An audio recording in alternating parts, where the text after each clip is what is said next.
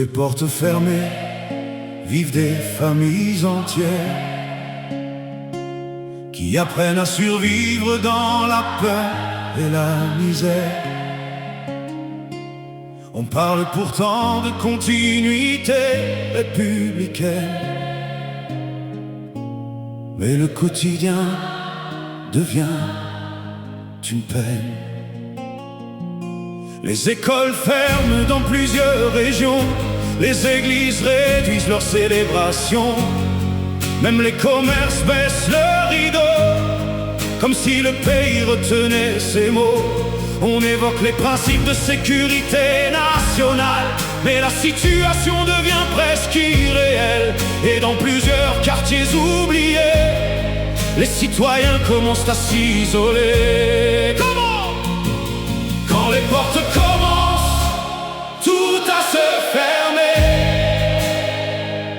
c'est souvent qu'un peuple ne se sent plus protégé. Et quand la peur entre dans chaque maison, même le silence devient une prison. Oh!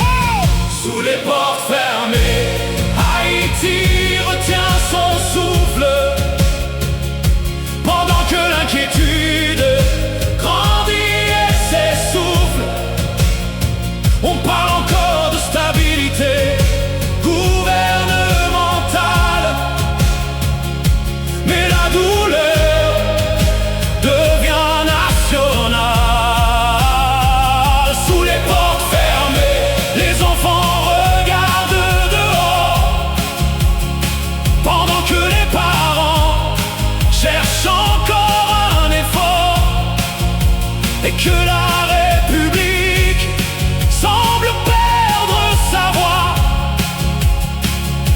dans les quartiers qui vivent l'effroi. On parle souvent d'intérêt supérieur de l'État, mais le peuple veut surtout retrouver ses droits.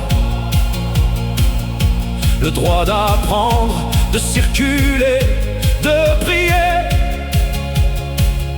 sans avoir peur de ne jamais rentrer. Même certains lieux autrefois remplis de vie deviennent silencieux aujourd'hui, comme si toute une génération fatiguée essayait simplement de respirer. On évoque encore la souveraineté populaire, mais le climat devient lourd dans l'air, et plusieurs citoyens abandonnés commencent à douter de l'avenir du pays. Yeah! Sous les portes fermées, Haïti retient son souffle, pendant que l'inquiétude grandit et s'essouffle. On parle encore de stabilité gouvernementale, mais la douleur devient nationale. Sous les portes fermées, les enfants regardent dehors, pendant que les parents cherchent encore un effort, et que la République semble perdre sa voix dans les quartiers qui vivent l'effroi. Une nation peut supporter beaucoup de crises, mais quand même les portes se ferment partout. Cela veut dire que la peur a déjà traversé les murs.